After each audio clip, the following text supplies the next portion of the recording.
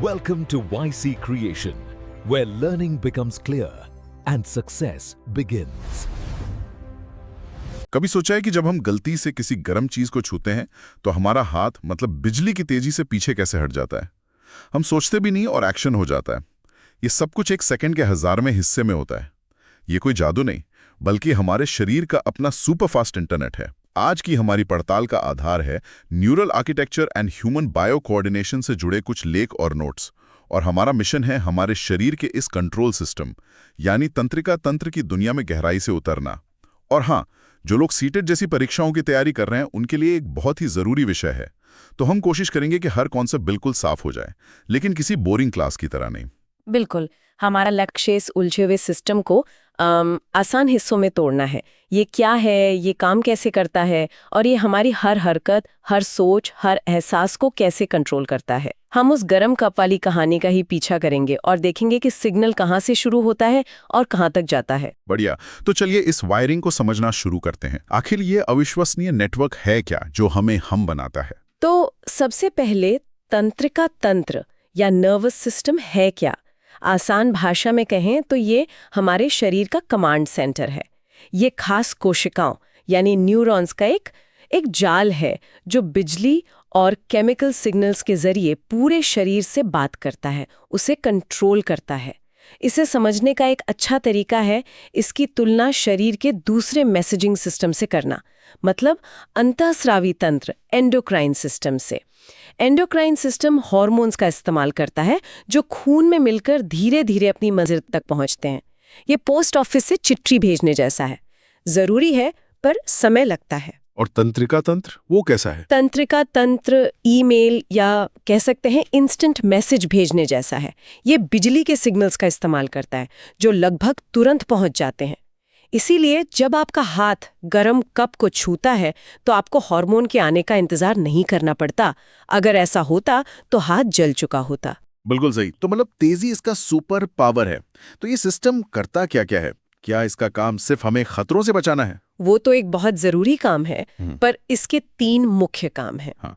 पहला है संवेदी कार्य, सेंसरी फंक्शन। हाँ। आपकी त्वचा, आंखें, कान, ये सब सेंसर्स हैं जो बाहर की दुनिया से जानकारी इकट्ठा करते हैं। जैसे कप गरम है। दूसरा काम है एकीकृत कार्य, इंटीग्रेटिव फंक्शन। ये जानकारी आपके दिमाग और रीढ़ की हड्डी तक पहुंचती है जहां इसे प्रोसेस किया जाता है। दिमाग तय करता है कि ये गर्मी खतरनाक है। और तीसरा काम एक्शन लेना होगा, है ना? एकदम सही। तीसरा काम है मोटर कार्य, मोटर फंक्शन। दिमाग प्रोसेस करने के बाद आपकी हाथ की मांसपेशियों को सिग्नल भेजता है, तुरंत पीछे हटो। और ये सब पलक झपकने से भी तेज होता है। यहाँ बात असल में दिलचस्प हो जाती है। ये पूरा नेटवर्क, ये सुपर फास्ट इंटरनेट किसी एक बुनियादी चीज से बना होगा।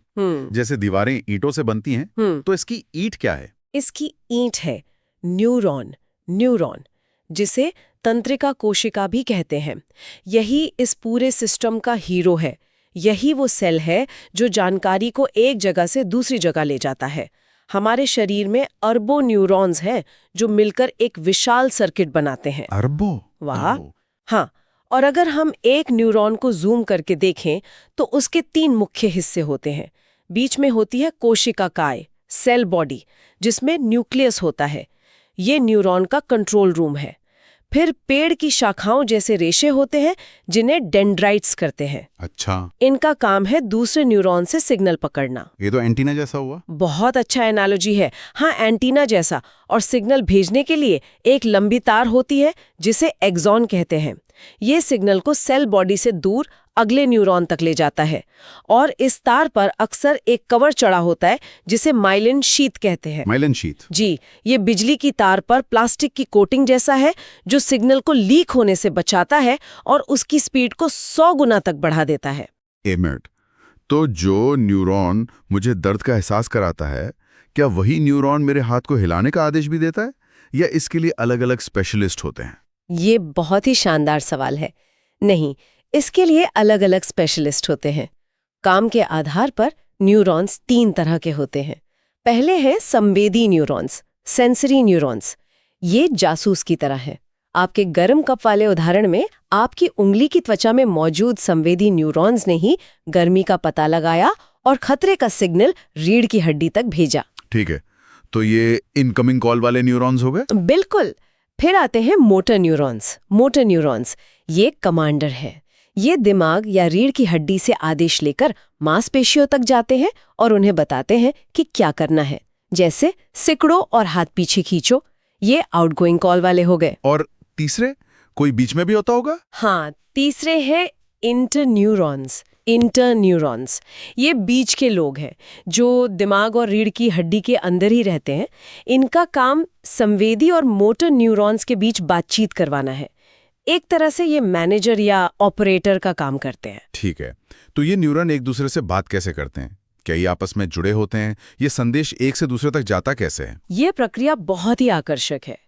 संदेश एक छोटी सी बिजली की लहर के रूप में चलता है, जिसे तंत्रिका आवेग या नर्व इम्पल्स कहते हैं। यह तब पैदा होती है जब न्यूरॉन के गेट खुलते और बंद होते हैं और सोडियम पोटेशियम आयन अंदर बाहर भागदौड़ मचाते हैं। अच्छा, लेकिन सबसे मजेदार बात यह है कि दो न्यूरॉन्स आपस में पूरी तरह से जुड़े नहीं होते हैं।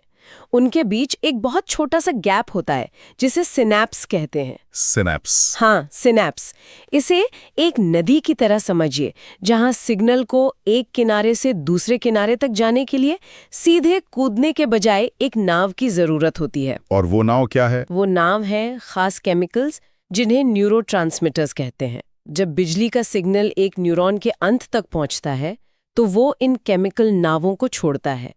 ये नाव उस गैप को पार करके अगले न्यूरॉन के किनारे पर पहुंचती हैं और वहां एक नया बिजली का सिग्नल शुरू कर देती हैं। एसिटाइल कोलिन ऐसा ही एक बहुत आम न्यूरोट्रांसमीटर है। वाह, मतलब ये सिर्फ बिजली का खेल नहीं है, ये बिजली और केमिस्ट्री का एक डांस है। तो ये जो अरबों न्यूरॉन्स का नेटवर्क है, ये कोई बिखरा हुआ जाल तो नहीं होगा? ये जरूर किसी तरह से संगठित होगा। इसका बड़ा नक्शा कैसा दिखता है? बिल्कुल सही। ये एक बेहद संगठित सेना की तरह है जिसके दो मुख्य डिवीजन हैं।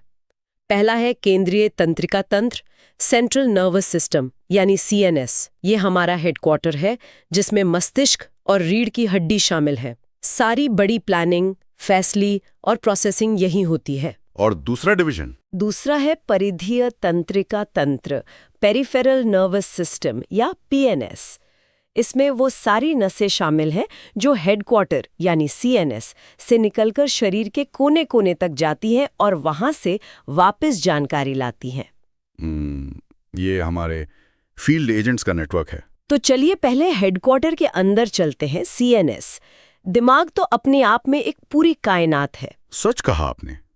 दिमाग हमारे शरीर का सबसे जटिल और शायद सबसे रहस्यमयी अंग है। इसे 3 मुख्य हिस्सों में बांटा जा सकता है। सबसे बड़ा और सबसे विकसित हिस्सा है अग्रमस्तिष्क यानी फोरब्रेन। इसमें क्या क्या आता है? इसमें सबसे ऊपर है सेरिब्रम, जो झुर्रियों वाला हिस्सा हम तस्वीरों में देखते हैं। आपकी सोच, याददाश्त, बुद्धिमानी, बोलना, फैसले लेना, ये सब यहीं से कंट्रोल होता है।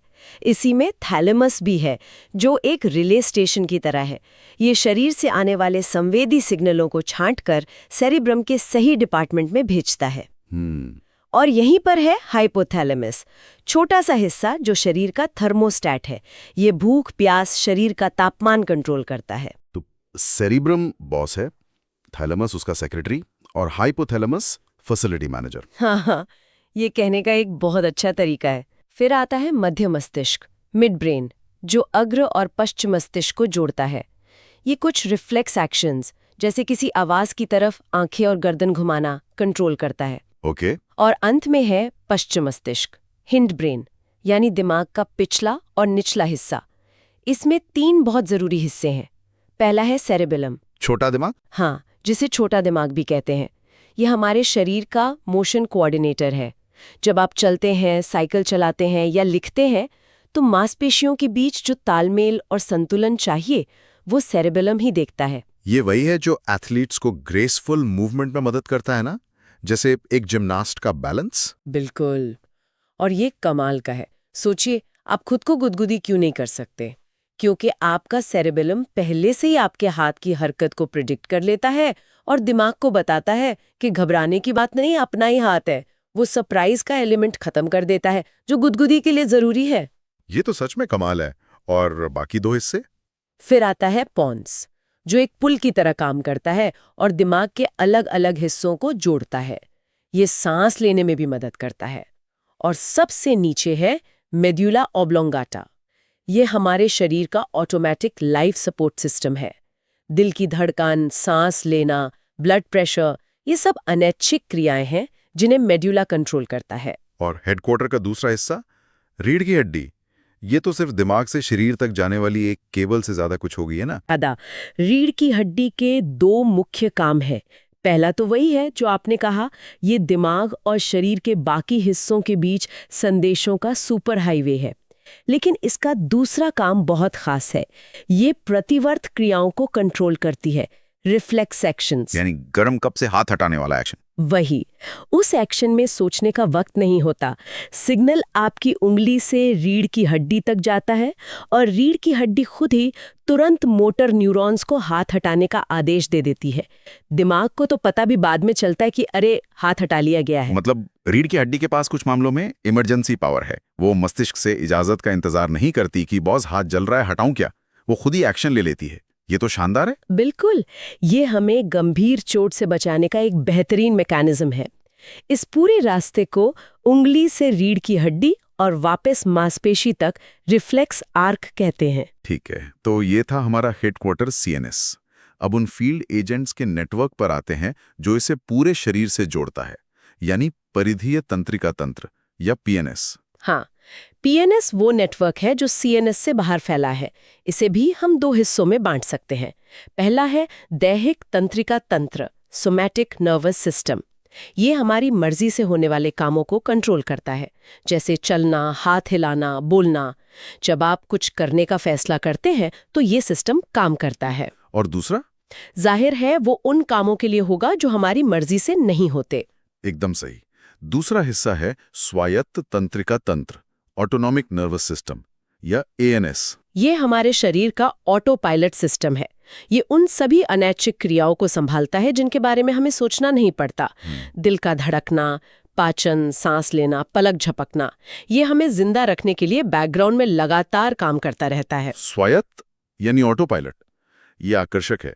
और क्या ये ऑटो पायलट भी अलग अलग मोड में काम करता है? जैसे हवाई जहाज में टेक ऑफ और क्रूजिंग मोड होते हैं। क्या बेहतरीन सवाल है। हाँ, इसके 2 मोड हैं जो एक दूसरे के बिल्कुल विपरीत काम करते हैं। पहला है अनुकंपी तंत्रिका तंत्र, सिंपैथेटिक नर्वस सिस्टम। ये हमारा लड़ो या भागो, फाइट और फ्लाइट सिस्टम है। जब भी कोई खतरा या तनाव होता है, जैसे अचानक सामने कोई गाड़ी आ जाए, तो ये सिस्टम एक्टिवेट हो जाता है। ये दिल की धड़कन तेज कर देता है, सांसें गहरी हो जाती हैं और मांसपेशियों में खून का बहाव बढ़ जाता है ताकि आप उस स्थिति से निपट सकें। तो ये इमरजेंसी मोड है। बिल्कुल। और दूसरा मोड है पारानुकंपी तंत्रिका तंत्र, पैरासिम्पैथेटिक नर्वस सिस्टम। ये हमारा आराम करो और पचाओ, रेस्ट एंड डाइजेस्ट सिस्टम है। जब खतरा टल जाता है तो ये सिस्टम शरीर को शांत करता है। ये दिल की धड़कन को धीमा करता है, पाचन को दोबारा शुरू करता है और ऊर्जा बचाता है। ये दोनों मिलकर शरीर में एक संतुलन बनाए रखते हैं। वाह! तो आज हमने एक अकेले न्यूरॉन से शुरू करके दिमाग की पूरी कैबिनेट मीटिंग तक का सफर तय किया और समझा कि कैसे हमारा शरीर मर्जी वाले और बिना मर्जी वाले दोनों तरह के कामों को इतनी खूबसूरती से मैनेज करता है। ये वाकई एक अद्भुत, खुद को संभालने वाला सिस्टम है। यह वाकई अद्भुत है। तंत्रिका तंत्र सिर्फ शरीर के अंगों में तालमेल के लिए जरूरी नहीं है, ये हमारे अस्तित्व के लिए ही जरूरी है। हमारी यादें, हमारे इमोशंस, हमारी पहचान, जो कुछ भी हमें इंसान बनाता है, वो इसी जटिल नेटवर्क की देन है। और ये हमें एक अंतिम विचार की ओर ले जाता है। हमने बात की थी कि कैसे हाइपोथैलेमस, जो सीएनएस का हिस्सा है, तेजी से काम करने वाले तंत्रिका तंत्र को धीमी गति से काम करने वाले एंडोक्राइन यानी हार्मोनल सिस्टम से जोड़ता है। इससे एक दिलचस्प सवाल उठता है, यह कनेक्शन हमें इस बारे में क्या बताता है कि हमारा शरीर पल भर में आने वाले संकटों जैसे लड़ो या भागो वाला रिस्पॉन्स और जिंदगी भर चलने वाली प्रक्रियाओं जैसे ग्रोथ और मेटाबॉलिज्म के बीच संतुलन कैसे साधता है। शायद हमारे शरीर की सबसे बड़ी खूबी यही है, तेज और धीमे सिस्टम के बीच का ये शानदार ताल।